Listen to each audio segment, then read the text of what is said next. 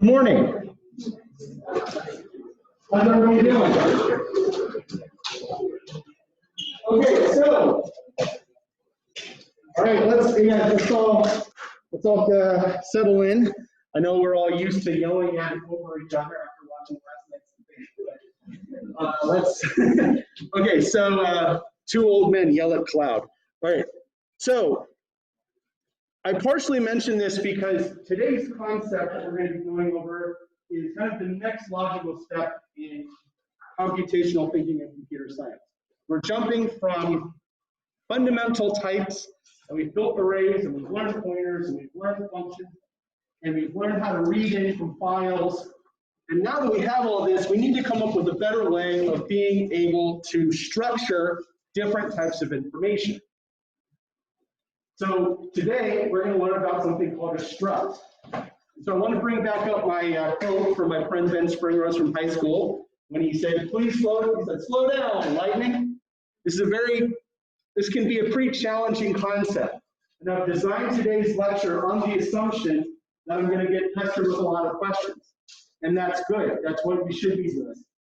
If the moment you go, "I don't understand," please raise your hand, and I want to be able to address the questions as fast as possible. And when I was at USF, I lived in Tampa for 6 years, so I like to understand stuff a couple days ago, so I thought I'd include an image there. So on that note, let's get started. So where does this idea of information being clustered together come from? So we're going all the way back to 1736. We're going to Prussia, and we're going to a town called Königsberg. And in this town, we see that I have the actual Google map on this slide.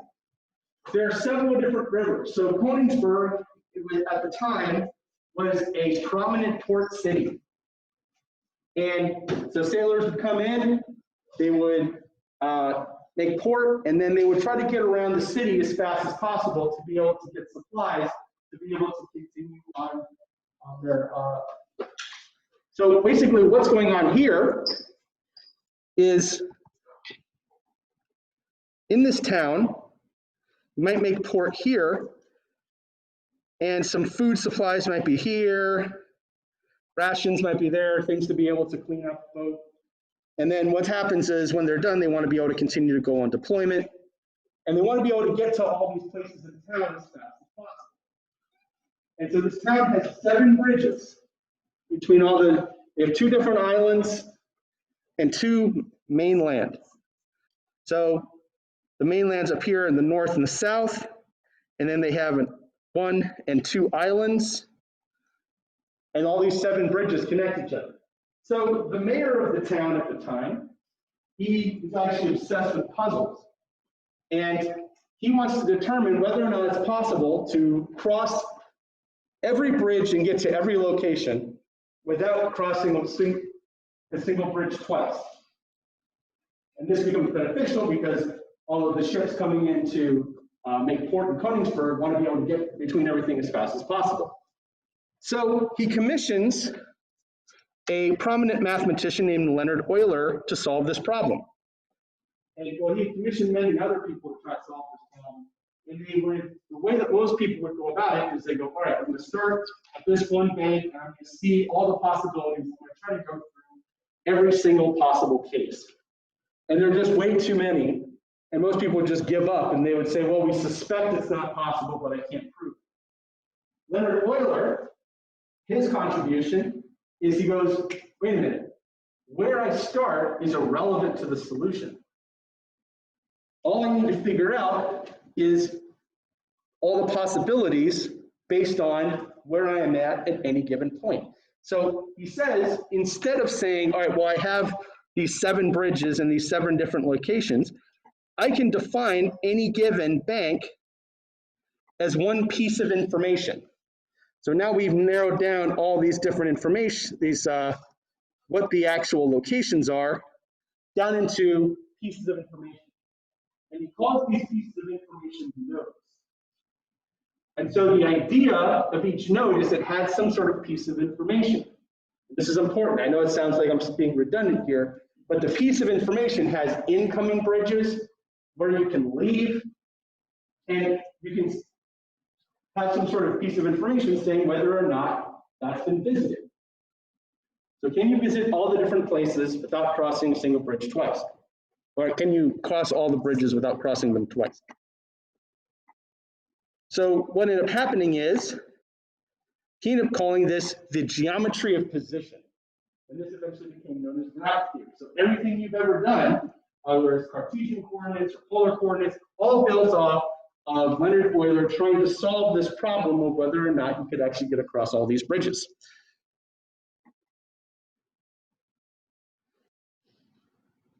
So data as nodes. So how can we represent information? So you have a Cartesian point.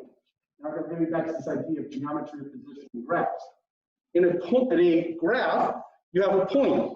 Now we know from having taken geometry and things that you apply in pre-calculus and calculus, that a point consists of two pieces of information. We have an x-coordinate and a y-coordinate. And up until this point in our programming, if we wanted to come up with some sort of way to define a point, we would define two floats or two doubles to be able to represent this point. Furthermore, if I wanted to create several points, I would have to create two floats and two doubles, and I'd have to come up with some sort of unique name for each one of these x and y coordinates. So I have to go x1, y1, x2, y2. And when you're dealing with hundreds of points, as you know from your program starting to get bigger and bigger, it can be more and more difficult to keep track of all that information. So what we're going to be doing in today's class is coming up with this idea that what if I could define something that has two floats or two doubles there for me already, and then every time I call this new type, I can just define this as .x, right? Say point1.x, point1.y, and then all I have to do is keep track of the specific name for that particular structure instead of having to do that and then define two floats or two doubles every single time. So we are going to define this idea of data. First, we have some sort of void pointer pointing to where these two pieces of information are, right? And then we would use that information to calculate where the next piece of information is. So if I have some sort of void pointer pointing here, and then if I'm using 4 bytes for a float for x, I would just perform some sort of pointer arithmetic and get y. And so when we allocate memory, what the C compiler is going to do is it's going to allocate both of those pieces of information for us. And so we're going to allow C to do some work to structure that data. All right, so does anybody have any questions before I continue? Yes. A reference pointer is a good question. So I'm going to go through an animation where I go into a lot of detail about this idea of reference pointer. So far in this course, we have gone over pass by reference, right? And so when we pass by reference, we have some sort of location. And then what's happened is when we pass that pointer is pointing to a base address, and we are able to get some information from an array. In this idea, we're going to talk about structs. Every struct has a reference pointer that's pointing to the location on the heap of what we're going to call its members. I don't want to get too far ahead yet because I haven't explained these concepts. But basically, we're going to put a bunch of information somewhere, and what we need to know at this current moment is that there's a pointer pointing to that location, and every single struct that we're going to create is going to create a new pointer that allows us to be able to figure out what that is. All right, any other questions?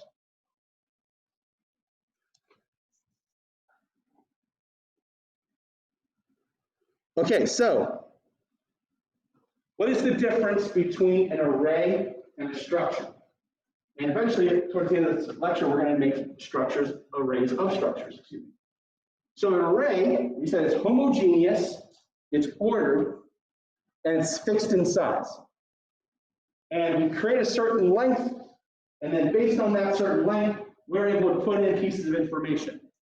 And then when we were studying strings, we saw that there were some issues with this and how we could use the string library to get around it. A structure is fundamentally different.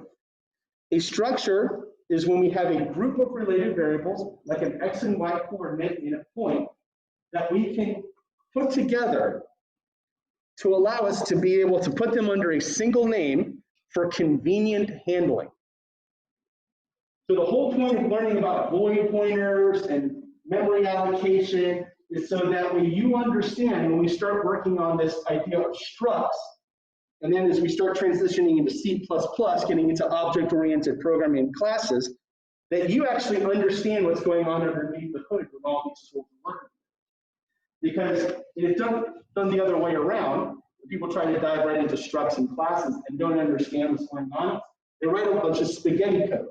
They write a bunch of code that's inefficient, uses up a lot of memory, and oftentimes does, it's that thing I keep telling you, the program does what you want it, what you tell it to do, not what you want it to do. Object-oriented programming lends itself to that, but if you have a strong fundamental knowledge of what's going on, as you've all demonstrated by your quality performance on exam 1, then you will be able to use that tool of object-oriented programming to your advantage. And that's what we're going to start doing today. So I make another note here, structures are sometimes called records. We're eventually going to go on to classes when we get into C++ later this semester. So what is a struct formula? We're going to formally define a struct as a derived data type, not a fundamental data type like int, float, char, unsigned int. It is a derived data type that we are going to define. So hence derived. And it's built off of several fundamental data types. So a structure is a derived data type composed of members that are each fundamental or derived data types. So we're going to use this aggregate, we're going to use a concept called aggregation. And what do I mean by aggregation? Aggregation means I can create a struct to define something. So for example, I want to create a point. A point would have two doubles or two floats that represent x and y. Well, let's say I now want to use that point to write code that defines a line. A line will have 2 points. So if I define a point as a structure, I can then say, well, now I have this derived data type point. Now I'm going to take that derived data type and use 2 of those to create a line. And that's how we can start building off of all this understanding that we've built so far in the semester. So that's the fundamental definition. Here's the way this works. When we define these, each of them is going to have the keyword struct, and then you're going to have a name, and then we're going to have braces, and it's essential, just like when we're defining, I'm sorry, I almost said something that I would probably be distracted. Okay, so going back to fundamentals. When we are defining derived data types in C or C++, at the end, every single time, you have to put a semicolon. Otherwise, your code won't work. And for those of you who are trying to track down semicolon or brace compiler errors, you are aware that sometimes it doesn't tell you where the exact spot you're looking for. Right? So you spend all this time trying to look for it, and eventually, oh my God, you got to be kidding me, I'm missing the brace, because it filled in a ton of other compiler errors.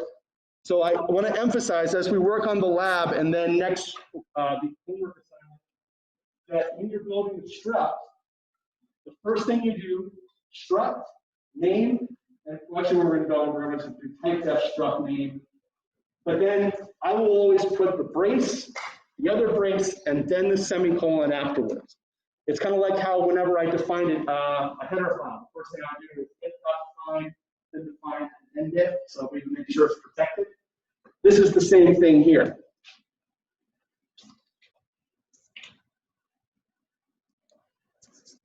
Inside, we're going to have several members. So in our point struct, we would have float x and float y. So when we define all of these, this allows us to define everything together. So a structure can be defined in one of two ways.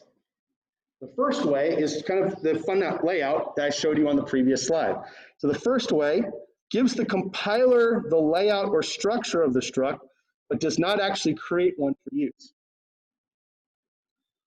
This is useful when the program wishes to create global definitions for structs that they're going to want to use later on. So you put these into .h files. This will allow you to kind of minimize some memory. The second is we're going to start introducing this keyword type definition. And the whole idea of a type def is that it varies in only that a variable name now exists after the closing brace of the structure. So on the next slide, I'm going to show you the comparison between two different types. The second type is now a struct that contains all the variables within the struct definition. And then we're actually going to define how to call and define the structure later on. So let me show you the next slide and then go through these two different types. And bear in mind, the one you're going to see on the left just has it a layout, but doesn't actually start creating them for use. Whereas on the right, we're going to see that it does start creating them for use. There we are. Okay, so on the left, we have a struct called my example. And we see that we have braces and I put in semicolon after the end. So I have int label, int care, care letter, and then care name of 20, length 20. So I have an integer, a letter, and a string. And I have the same thing on the right-hand side. I have an integer, a character, and a string. And before, I also have it struct my example. But you may have noticed here that afterwards, in between the brace and the semicolon, I have this keyword my struct. And this allows me to allocate memory for a specific structure. And we're going to see examples as to why we would want to do this. So for example, if I am using the structure and the main idea is I'm going to create a point, I'm going to create a line, and the way I need to do this is with what we're going to call aggregation. So when I have a line, I am aggregating off of 2 points. So there, when we want to do this, we want to create some memory to be able to allow us to do this. All right, so does anybody have any questions before I continue? First, let me check the chat. Yes, in the back. No, it will vary, and I'll actually show you several examples of that. So the question for those of you who couldn't hear in the chat is it always going to be my struct? No, this is a variable that you can change. And what you're going to see in the examples I'm going to present is that when I'm going to point, and I'm going to say struct point, and then afterwards I'm going to do point in all caps. And what you're going to see is when I call the structure to create it, I'm actually going to call the all caps version.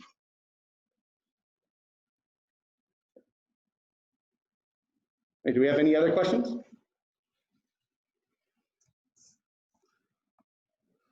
right, so accessing the struct members. So we have, let's say we have a point, and I defined the variable name as point1. So if I want to actually create, or I want to modify or print the values, what I'm going to do is I'm going to use what's known as a dot operator. And this allows me to be able to access this particular piece of information. So if I have a point, I've called it point1. Point1 accesses the member X of a struct with the variable name point1. And this point X here, I just want to emphasize that I'm going to start referring to these variables inside structs and later on in classes as members. If it is a variable in a struct, it is a struct member. So X in this case is a member of the struct. So there's another crucial point that I'd like to point out, kind of emphasize, and this is going to drive a lot of what we're going to do for the second half of the semester. A struct we say that its members are public. What I mean by this, and we haven't come across anything that's private yet. When I say it's public, that means that when I call the operator, I can print it, I can change it, I can use that in operations. And so far that makes sense. Everything that we've done in C is public, right? Whenever I need to access a specific thing, you make it public. I'm able to use the operator to access an array, and I can modify these changes. But this is not always a good thing. Later on, when we start getting into C++, something we're going to talk a lot about is this idea of security. And we've talked a lot about it a little bit, but what we're going to do is we are going to say that certain members are private and cannot be accessed by the user. So for example, when we're going to do something in C++ called a vector.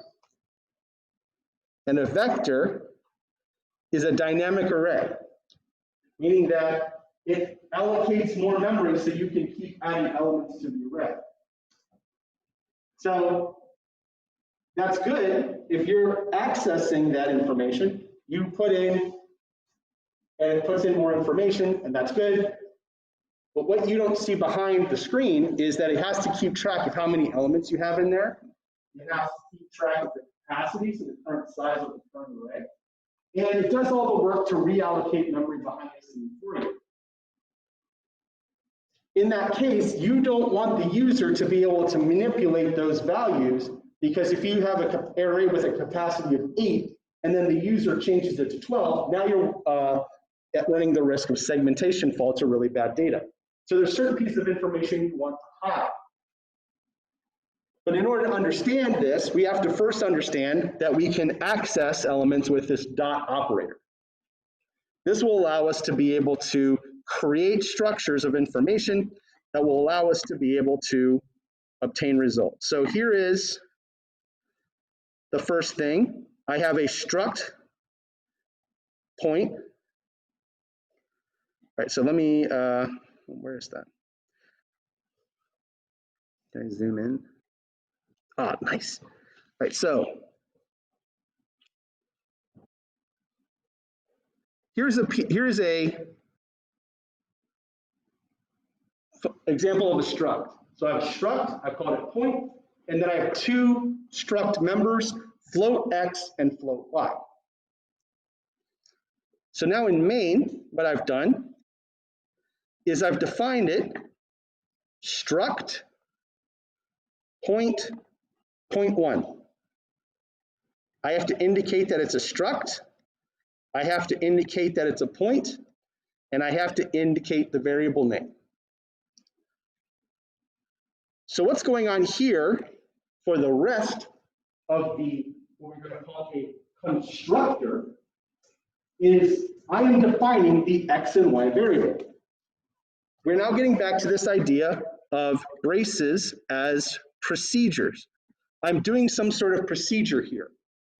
What's going on is that we go in the specific order. I want to make sure I want to describe what's going on there first.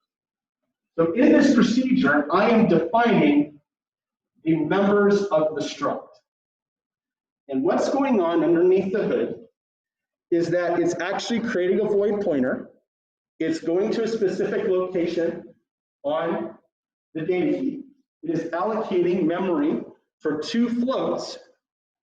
Then it goes to the first location and says, put the float for 3.1, perform pointer arithmetic to move to the next float, and then put float for 6.2. So the first question I want to ask is, and now this really helps drive this point home and why this C compiler flag, for particularly W conversion, enforces this, is why do you think that we are required by the C compiler flags to cast 3.1 and 6.2 as a float? Yes. They would, yes, exactly right. In C, on the Linux system, when we put in decimals, they are initially defined as doubles. And so if you don't have W conversion, what will happen is that we are now relying on the compiler to do the right thing. We are relying on the compiler to convert 6.2 to a double to 6.2 as a float. But not every compiler is the same. And have I not told you about the Ariane 5 European Space Agency rocket? That's exactly what happened. The compiler screwed up, and instead of doing that, it took the last 32 bits, plugged them in there, the last 32 bits were all zeros, rocket explosion. So that is why we force this here. So to go over this again, struct point 1, then we create a procedure. It's not by default double, so we make it 3.1. We perform pointer arithmetic again. Pointer 6.2. Okay, so what is your question?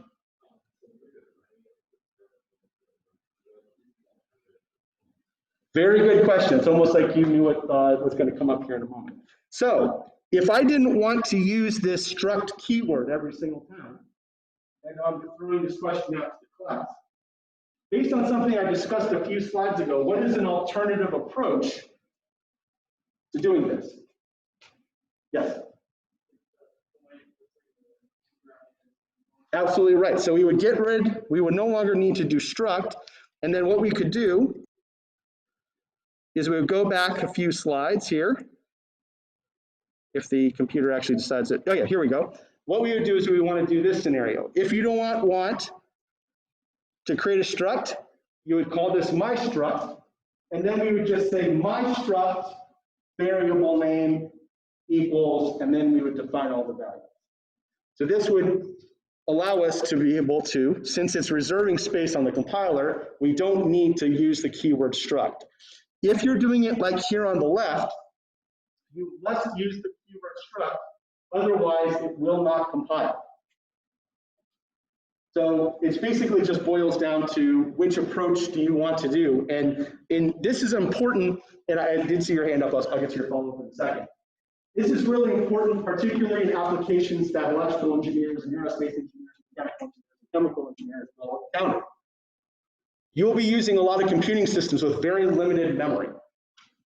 And so therefore, you have to design your approach to ensure that you only allocate memory when necessary. So in this case, the example that I've showed you a few slides back, I mean, 3 slides ahead, excuse me, only gets that memory when we're doing real time. It's only allocating it, and we have to do that by using the keyword struct. If you have more memory and you just want the code to be more elegant, then we would include this keyword at the end, and then we'll just define using my struct, and I'm going to go over several examples of that later in lecture. So on that note, I'd like to take your follow-up question.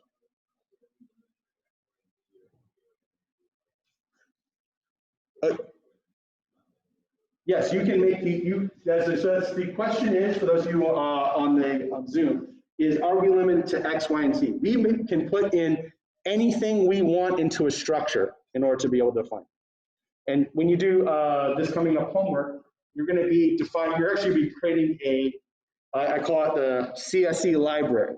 So we have several books that are assigned to required classes, and you're going to read in from a file. You're going to set each book as a structure, and part of that structure is going to be the ISBN value, the name of the book itself, the author, the number that we have in stock. And so somebody requests 2 books, we decrement from that particular structure, and then eventually we're going to print to a new inventory at the end. All right, so did I address your question? All right, any follow-up, any other questions? Let me check the chat. Okay, we have a question in the chat. All right, so Ambroise asks, when defining the member of the structure, is it significant, what is significant about the word struct? In the example, it was point, but what else can it be? So let me now go to the next example to address both of these questions. All right, so nested C structures. Since structures members are variables, they can be used in structs, it's possible to nest them. So we can use a structure as a member of another structure, kind of how I've alluded to earlier. So I can say struct line the line equals 0.1, 0.2, and then we're going to have a structure of the line that's going to have two members, origin and destination. And so the way we can access that for now is the line.origin.x. So what I'm doing is I have a structure nested inside of a structure. So I go to that first structure, origin, and then I go to .x. So to kind of show you how it's being allocated in memory, we have a pointer pointing to the line, right? And then it has two floats and then two more floats. This one would be origin and this one would be destination. So what's going on here, now we can walk through and see how the pointers that you understand contribute to putting these all together. I create a void pointer. Void pointer allocates memory for 4 floats. So it's calling size of float times 4. Then I'm going to take the line, I get to that location, I go .origin. .origin is at the same place as the base address of the struct member. And then I say .x. Well, what's going to happen is it's at the same place because .x is the first one. And then what's going on here is I then cast to a float, and then I dereference in order to get that piece of information. Does everybody see how that works? So all the things you've been learning up to this point are now contributing to how we understand this idea of a structure. So I want to do the same thing, except now what I'm going to do is I'm going to say the line dot destin dot y. And what's going on here is I have that element, and it's pointing to that location, and it has to stay the same. Then we create a second pointer that says, okay, I'll go to the line, and then destin, well, I know that each structure has the size of 2 floats. So I'm going to add 64 bits to point to this location. So now I'm pointing at the destination structure for point. And then I say .y, well, now I know that I have to get the second one. So now I'm pointing at that location. And then what I do is I pass it to a float, I dereference, and now I'm able to access that float. Does that make sense to everybody? Yes. All right, so I'm going to show you an example. Those are just 2 variable names, 0.1 and 0.2. And so here, almost as if on cue, right? So here we have 2 structures, point and line. And so I have float x and float y and struct point, struct line. See here, I have not declared the memory and stored it, so I have to call it struct point origin and struct point destination. So from here in main, I create 2 structs, struct point, point 1, and then struct point, point 2. And then I create the struct the line, and then I do a procedure. Point 1 is the first variable, and point 2 is the second variable. Yes? Yes. Yes. So the question is this a more efficient or minimalistic way to do it? So the C compiler, when you run the code, is doing the same work. The question is, how can you, the programmer, accomplish the same thing and write significantly less code? So, but to understand the benefit of doing this, it's important to understand pointers and all that other stuff that we've talked about earlier this semester. With that, so that question shows me that you have a really strong understanding of why it is that we're running this. Yeah. So you have struct point, point 1. Point is the name of the struct. It's the name of the struct. Yes. So it's like int or float or unsigned. Oh, okay. Yeah. Yeah, so int x, int y, Point 1 would be the same thing as x or y.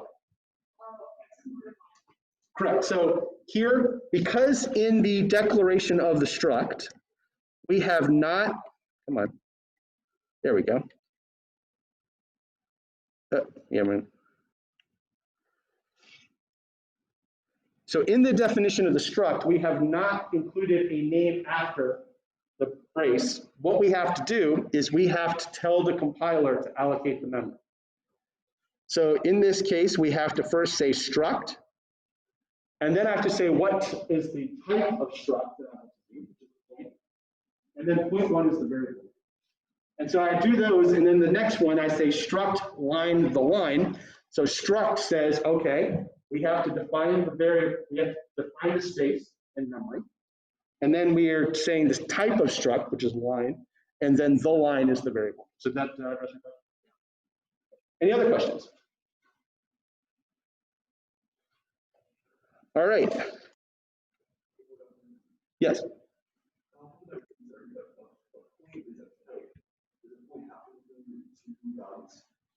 Yes, if we define it as a structure, the thing to bear in mind is we are defining these structs. So we are defining them. Once we have defined a point as having 2 values, it must have 2 values. Yes. So the crucial point, so I want to make sure I drive this point home. This is giving you design choice. So up to this point, we've done integers, floats, unsigned ints, whole 9 yards. Now let's say I wanted to start defining things. Hey, I've done all this stuff, and I realize that we're now getting to the point where all this procedural programming is really intense. And if you've ever, I know I've alluded to this picture. You ever seen that picture of Margaret Hamilton? She did with NASA. She sent it to this huge book, and it was all the code that went on the Apollo mission. How many of you have not seen that photo? Okay, we're going to take a quick break. And I'll get to the 2 questions in the chat in a second. So let's go here.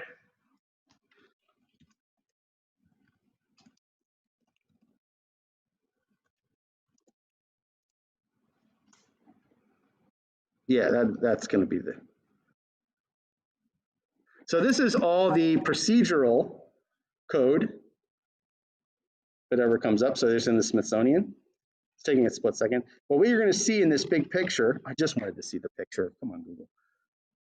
There, see this book, this big, huge thing where she's standing, it's almost as tall as she is. It's a lot of C code. It's actually not even C code, it's assembly language. Those of you taking this embedded system. So that is procedures.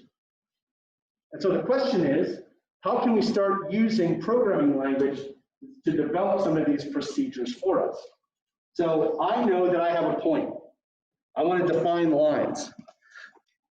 I don't want to have to do as much work as Margaret Hamilton did to have to get everybody to the moon to do this. So in C, and this is especially so in C++, and it's actually the driving fundamental philosophy of C++, is that we will have the ability to define pieces of information. So for example, we want to say, actually I'll drive into this, the homework that's going to be done this week. So we have a library, right? We have different types of books. And so the books have a name, it has an ISBN value, a unique identifier, it has an author, and we have a certain number of books that we have in the library, right? So instead of having to write and rewrite all this information that says, okay, first I need to find the location on the data sheet that there's this. Then I need to perform the pointer arithmetic to get to that location. Then I need to cast it to a specific type. Then I need to dereference it. What if we had something that did a lot of that work for us? And so our first foray into doing this is structs.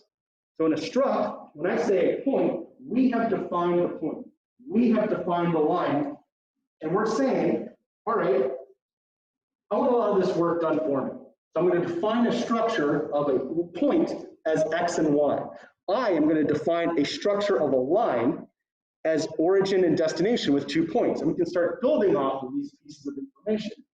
And so if I wanted to print this out, instead of having to do all that, I can just say, all right, I want the x coordinate of the destination. I would just say the line dot origin dot x. And every single time, that's pointer arithmetic being done, that's the pointer arithmetic being done, that's pointer arithmetic being done. So instead of having to do all this pointer arithmetic, we can now just do this structure. So then the logical follow-up is, well, Dr. Morrison, if we could have just done that, why did we spend so much time in the first half of the semester learning all that pointer stuff? That was kind of a real pain. Right? When I get into the discussion of C++, I'm going to quote the inventor of C++, Bjarne Stroustrup. And he'll say that C++ is very powerful. But thinking of using C versus C++, C, if you're in war, it's like getting a number of cuts with a knife. Right? With C++, it's a wonderful tool, but you can accidentally blow your leg off if you're not careful.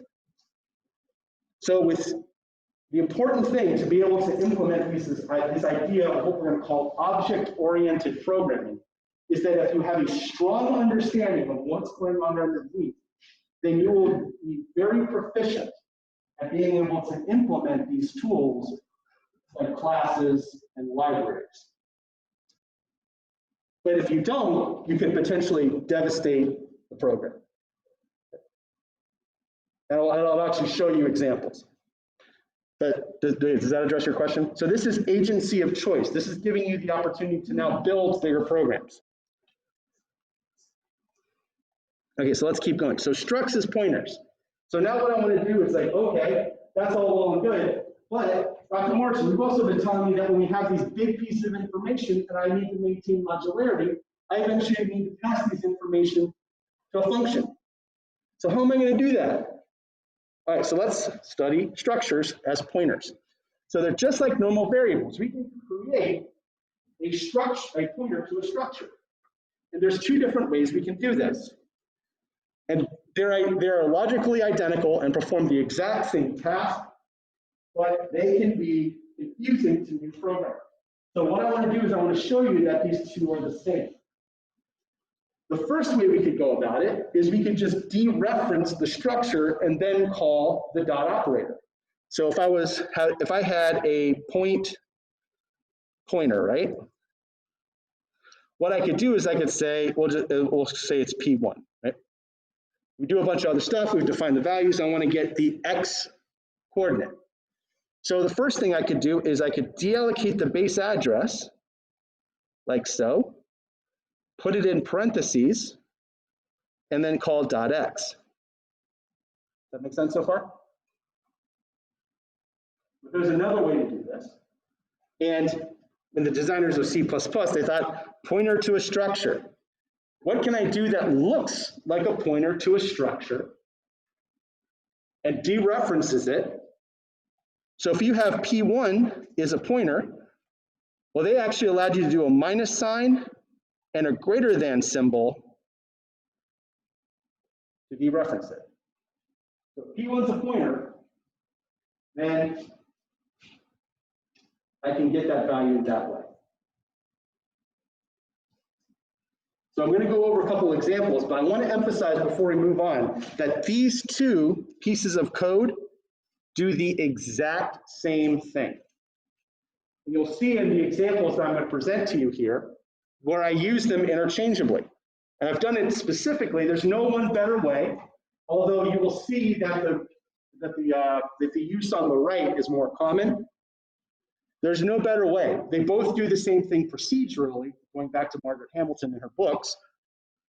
They both do the same task. So here, I'm showing the two examples. The line, let's say we have a line pointer, right? So if we have a line pointer, the values underneath the structure are not pointers, right? They are members of the struct. So if I have a line pointer and I want to access the origin, I would have to do the line and dereference, right? With the arrow. But now that I'm in origin, that is no longer a pointer. It is a structure. So then we do .x. Does everybody see that? That's something that, I want to make sure that you understand. Yes. Right, so that was what I was just saying. So we have a pointer to the line, right? All it is pointing to that one structure. Inside the information, it's just like an integer, right? Once we actually dereference it, we can crack it open and we get all of the goodness of the integer, right? So I watched The Mandalorian with my parents, and I was like, oh, the egg, it's on my brain. So it's the same thing. Once we dereference it using the arrow, and then we can get all the information inside the line. That's why it's equivalent here. You see that? These two are the same. So once we've dereferenced the pointer, now I'm getting all the goodness inside of the line structure. And then I can go to the origin.x. So once you've dereferenced it, once it's a pointer, you dereference it once. And if you actually did this, the line origin x, you would get a compiler error because you are trying to dereference a non-pointer value. Does that make sense? Yes.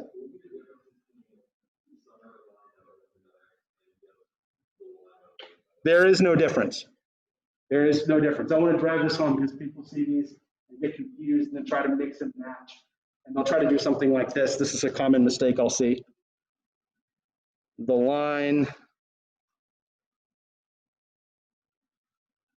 very common mistake. We don't want to do this. So I dereferenced the pointer and I'm trying to dereference the pointer again. That's how you get big memory. Yes.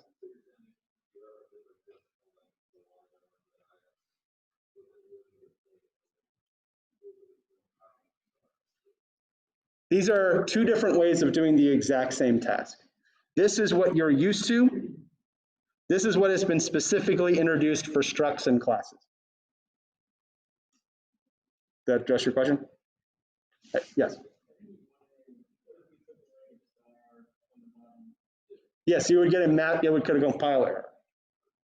Because you have not dereferenced the pointer. If you took away the star, it is the line pointer. Does that make sense? So with the line pointer, we have to dereference it somewhere somehow. We have to find the location and then dereference it in order to get this information. And there are two different ways to do so. And these are the two different ways. Yes.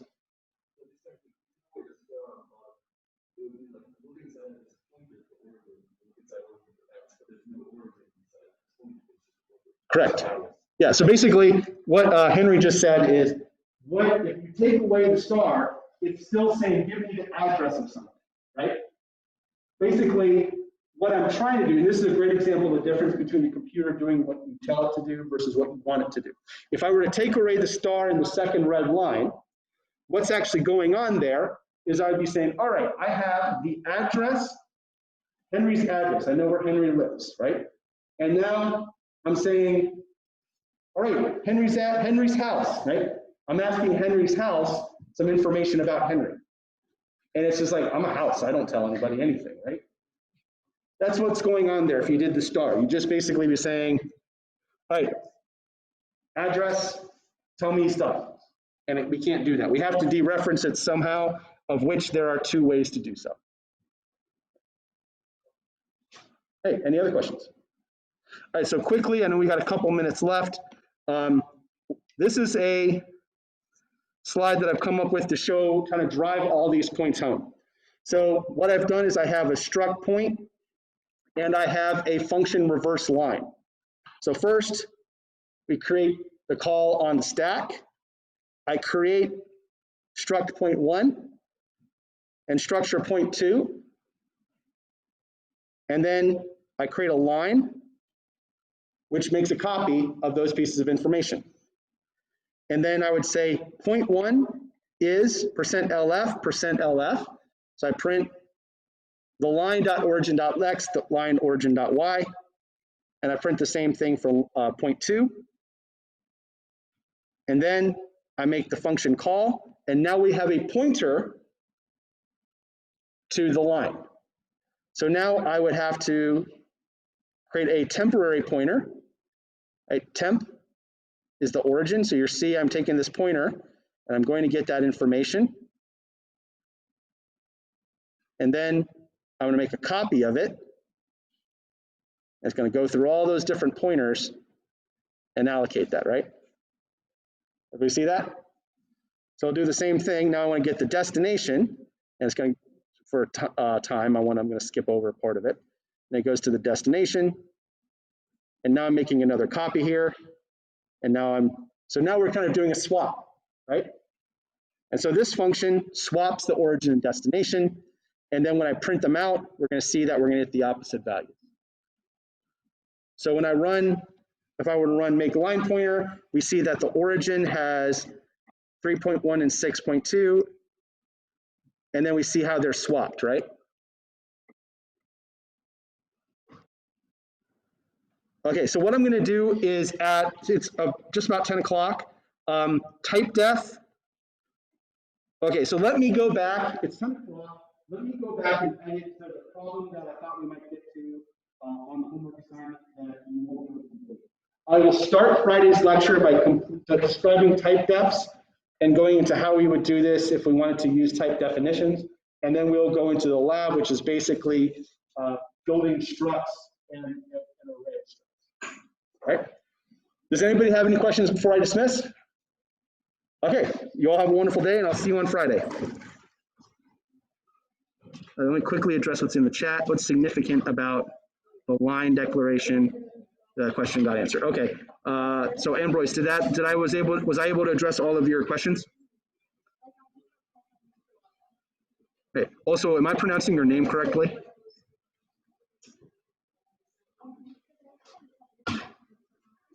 Ambrose. Okay, I'll make sure I get that right for the rest of the semester. Thank you. And I apologize. Y'all have a good one. Let me